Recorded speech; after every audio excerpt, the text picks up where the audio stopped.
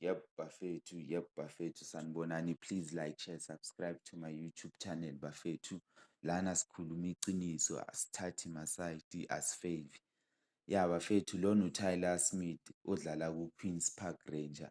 I-Queen's Park Ranger idlala eligini yase-England, similar to i-NFD bafethu. Yabo. So, yeah. Mara udlala ku-DDC team lo Tyler Smith bafethu. Sinama-player abo-Rhinos bafethu. Sinabo-Rhinos, aboMdu Shabalala, aboVilakazi, aboThembinkosi Lorch, aboGrobler abangabizwanga ethimini abadlala consistently. Abosaleng, we are sure ukuthi labantu they can give us something. Abosaleng ababizwa, kubiziwe abafananyana nje ngoba udlala ibhola lakhe phesheya. Umfana omncane umncane umfana mara ahayi bafethu. It doesn't make any sense bafethu. Sizoya ku-World Cup nama-player kanje adlala ku-DDC e-England. Awusithathi serious.